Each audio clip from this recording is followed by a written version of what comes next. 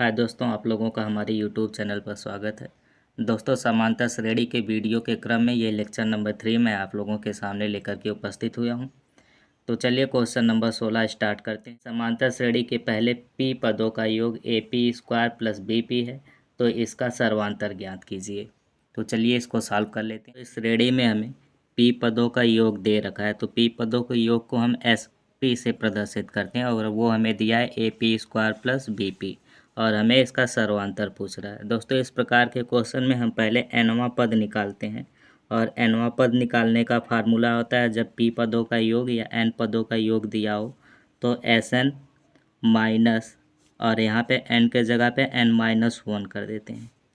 यह एनवां पद निकालने का फार्मूला होता है।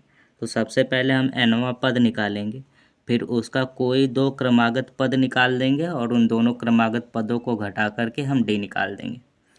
तो क्वेश्चन के हिसाब से दोस्तों, जैसे यहाँ पे n है और यहाँ पे हमें p पदों का योग दे रखा है, तो यहाँ पे हम n के स्थान पे क्या लिखेंगे, p लिख देंगे और यहाँ पर भी n के स्थान पे p हो जाएगा, यहाँ पे p माइनस वन हो जाएगा। अब चूँकि हमें एस पी का मान दे रखा है इतना, तो इसको रख लीजिए, कितना है A P square plus B P minus.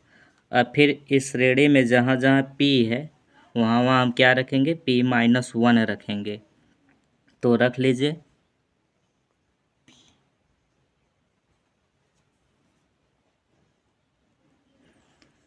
अभी इस श्रेणी को एक बार पुनः लिखेंगे और p के स्थान पर हम क्या लिखेंगे, p माइनस वन लिखेंगे और इसका स्क्वायर लगा देंगे। इसको बड़े वाले ब्रैकेट में आप लिख लीजिए, फिर प्लस b दिया है और p के स्थान पर क्या लिखेंगे, p माइनस वन लिखेंगे।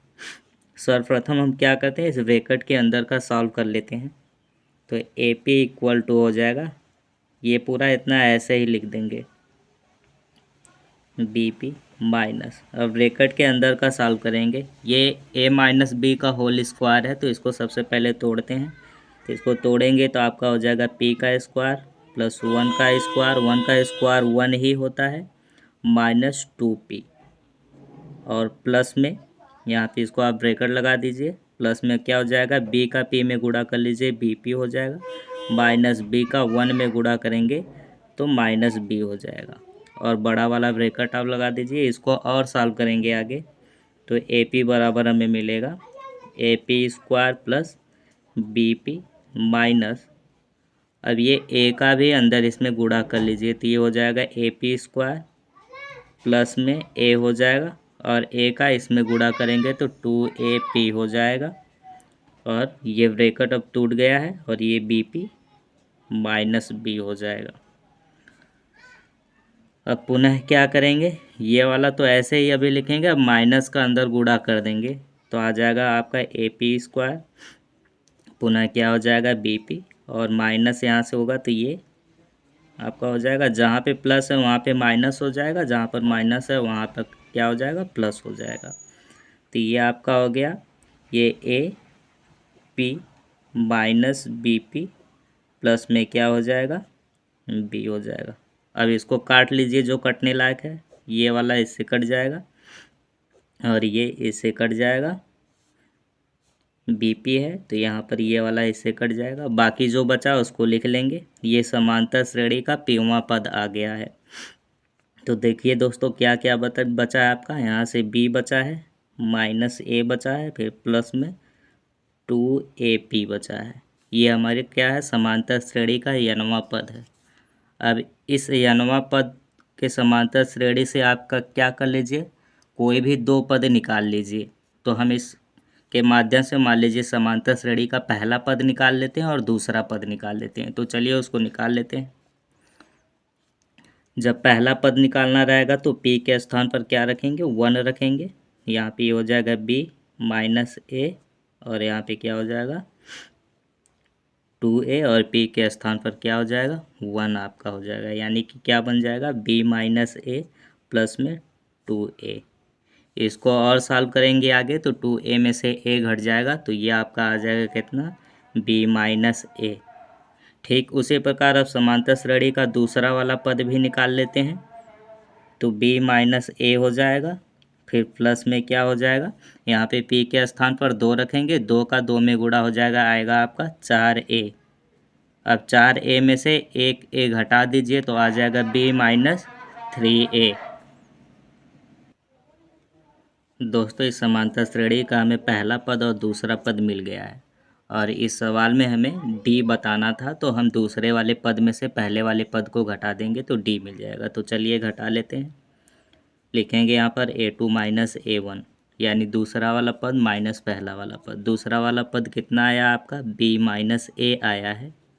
यहाँ पर b-a लिखेंगे और इसमें से हमें घटाना है पहला वाला पद, तो घटा लेंगे। ये माइनस b हो जाएगा, जब घटाते हैं तो चिन्ह बदल जाता है, ये आपका हो जाएगा +3a।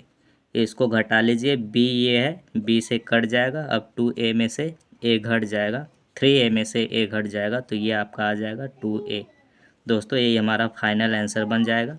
चलिए चलते हैं अगले क्वेश्चन नंबर 17। एक समांतर श्रेणी का पहला पद 6 है तथा इसका सर्वांतर -3 है, तब इसका 16वां पद ज्ञात कीजिए। तो चलिए इसको भी सॉल्व कर लेते हैं। दोस्तों हमने 17वां क्वेश्चन में जो चीज़ें दी गई थी उसको लिख दिया। इसमें पहला पद दे रखा था 6 और d बराबर दे रखा था -3, और हमें पूछ रहा था कि इसका 16वां पद बताइए, और n की वैल्यू भी यहाँ से हमें पता हो जाएगी 16।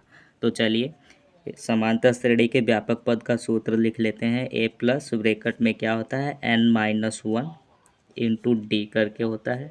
अब n के स्थान पर हम 16 रखेंगे और a के स्थान पर क्या रखेंगे, 6 प्लस। अब यहाँ n के स्थान पर 16 रखेंगे और उसमें से 1 घटा देंगे तो आ जाएगा आपका 15, और d की वैल्यू आप रख लेंगे कितना, -3। 15 का -3 में गुणा करेंगे तो -45 हो जाएगा आपका, और उसमें से हम क्या करेंगे, 6 घटा देंगे। तो घटा लीजिए, -45 में से जब 6 घटेगा तो आएगा आपका -39, जो कि हमारा फाइनल आंसर बन जाएगा। तो चलिए चलते हैं अगले क्वेश्चन नंबर 18। एक समांतर श्रेणी का चौथा पद 14 है तथा 12वां पद 70 है, तब इसका पहला पद ज्ञात कीजिए। तो चलिए दोस्तों इसको भी सॉल्व कर लेते हैं। दोस्तों 18वें क्वेश्चन में हमें क्या क्या दिया गया है, चौथा पद दिया गया है 14 और 12वां पद दिया गया है 70। हमें a की वैल्यू पूछ रहा है, यानी प्रथम पद पूछ रहा है। तो हमें पता है जैसा कि nवें पद का फार्मूला होता है an बराबर a प्लस ब्रैकेट में क्या होता है n-1 और इंटू में क्या होता है d। ये क्या होता है, समांतर श्रेणी के विस्तार का क्या होता है, पद होता है। तो अब यहाँ पर देखिए हमें चौथा पद दिया है, तो n के स्थान पर हम क्या रखेंगे, 4 रखेंगे, और a हमें निकालना तो इसको ऐसे ही रहने दीजिए। अब यहाँ पर भी n के स्थान पर 4 हो जाएगा और उसमें से 1 घटा देंगे 3, और d की वैल्यू नहीं पता तो d को ऐसे ही रहने दीजिए। अब देखिए यहाँ पर हमें चौथा पद दे रखा है कितना, 14, तो यहाँ पर आप 14 रख दीजिए बराबर a + 3d। इसको इक्वेशन नंबर 1 बना दीजिए। सेम उसी तरह क्या कीजिए, जैसे यहाँ पे 12वां पद दे रखा है तो यहाँ पर क्या रखेंगे, इसी फार्मूले पे रखेंगे।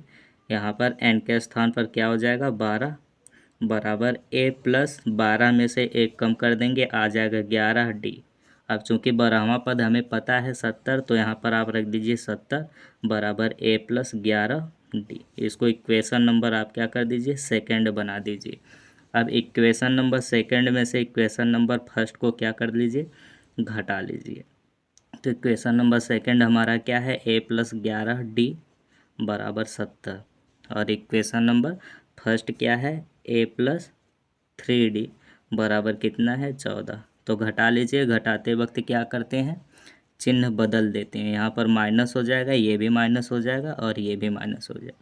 ये a कट जाएगा, 11d में से 3d जाएगा तो यहाँ पर आ जाएगा आपका 8d, और यहाँ 70 में से आप क्या कर दीजिए, 14 घटा दीजिए, तो यहाँ पर आ जाएगा आपका 6, और यहाँ पर आपका क्या आ जाएगा, 5। ठीक, अब 8 से इसको डिवाइड कर दीजिए। सबसे पहले क्या, 8 इधर गुणा किया तो इस साइड आएगा, क्या कर देगा, 56 में 8 से क्या कर देंगे, भाग कर देंगे। तो 8 1 कम 8, 8 पंजे 40, 8 6 48, 8 सत्ते कितना होता है, 56। यानी डी की जो वैल्यू आएगी वो कितनी आ जाएगी, 7 आ जाएगी। अब किसी भी एक इक्वेशन में उठा करके रख दीजिए। मान लीजिए डी की वैल्यू हम उठा करके क्या कर रहे हैं, फर्स्ट वाले इक्वेशन में रख रहे हैं, तो यहाँ पर लिखेंगे, यहाँ पर आप लिखेंगे डी का मान समीकरण 1 में रखने पर रख दीजिए। समीकरण 1 हमारा कहाँ है, आपका दे रखा है a+3d बराबर कितना 14, और यहाँ पर रख दीजिए d के स्थान पर कितना रखेंगे 7 बराबर कितना आ जाएगा 14। 7 का 3 में गुणा करेंगे 21 हो जाएगा, चूँकि 21 इधर प्लस है तो इस साइड जाएगा, 14 में से घट जाएगा, यानी आपका हो जाएगा क्या 14 - 21। इसको घटा दीजिए, ये आपका आ जाएगा -7, जो कि हमारा क्या बन जाएगा फाइनल आंसर बन जाएगा। तो चलिए चलते हैं अगले क्वेश्चन 19। एक समांतर श्रेणी का पहला पद p है तथा इसका सर्वांतर q है, इसका 10वां पद ज्ञात कीजिए। तो चलिए दोस्तों, इसको यहाँ पर 19वें क्वेश्चन में हमें दिया क्या है, प्रथम पद दे रखा है p और सर्वांतर दे रखा है q और n की वैल्यू दे रखा है 10, और हमसे पूछ रहा है 10वां पद। 10वें पद को T10 भी लिखते हैं या A10 भी लिख सकते हैं, तो वो आपकी इच्छा पर डिपेंड करता है। तो चलिए, समांतर श्रेणी के व्यापक पद का सूत्र होता है an बराबर क्या, a प्लस ब्रैकेट में n-1 इंटू में 10 होता है। n के स्थान पर क्या रखेंगे 10, तो ये हो जाएगा A10 बराबर आपका क्या हो जाएगा a कितना दे रखा है हमें p प्लस, और n कितना है 10, 10 में से 1 घटा देंगे 9, और d की वैल्यू हमें कितना पता है q। तो ये इसका क्या हो जाएगा, इस समांतर श्रेणी का जो 10वां पद हो जाएगा वो p + 9q हो जाएगा। ये हमारा क्या बन जाएगा फाइनल आंसर। तो चलिए चलते हैं अगले क्वेश्चन। इसमें वाले क्वेश्चन में क्या क्या दिया है सबसे पहले वो हम लिख लेते हैं। इसमें हमें दिया है तीसरा वाला पद, यानी A3 या T3 भी आप लिख सकते हो, वो कितना दे रखा है 16 दे रखा है। और आगे क्वेश्चन में हमें बोल रहा है कि इसका जो 7वां पद है वो 5वें पद से क्या है 12 अधिक है, यानी A7 जो है वो कितना 5वें वाले पद से 12 अधिक है। अब चूंकि ये वाला पद जो 12 अधिक है तो हम क्या करेंगे 12 इसमें ऐड कर देंगे, तो दोनों आपस में क्या हो जाएंगे बराबर। अब यहाँ से दो इक्वेशन बनेगा, पहले ही इस वाले का देख लेते हैं।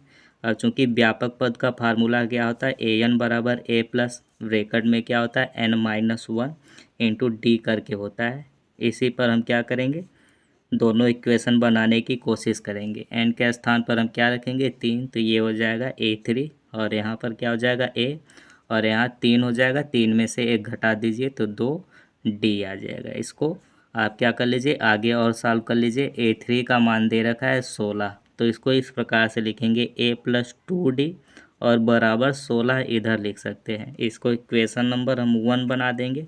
अब देखते हैं इक्वेशन नंबर 3 कैसे बनता है। ये 7वां पद है तो इसका विस्तार कीजिए, n के स्थान पर क्या रखेंगे 7 रखेंगे, तो यहाँ पर हो जाएगा A7 बराबर कितना हो जाएगा a + 7 में से 1 घटा देंगे आपका आ जाएगा 6d, ठीक ना। और यहाँ पे 5वां पद इधर दे रखा है तो 5वें पद का भी कहीं अलग से विस्तार कर लीजिए। तो क्या रखेंगे यहाँ पर n के स्थान पर आप 5 रखेंगे, ये हो जाएगा इधर a, और यहाँ 5 में से 1 कम कर देंगे तो आ जाएगा 4d, यानी 7वां पद हमें इतना मिल चुका है, और क्या चौथा पद जो है वो हमें इतना मिल चुका है, 5वां पद इतना मिल चुका है। अब इस वाले इक्वेशन में क्या कर दीजिए रख दीजिए, इसको कोई इक्वेशन मान लीजिए इसको इक्वेशन सेकंड मान लेते हैं।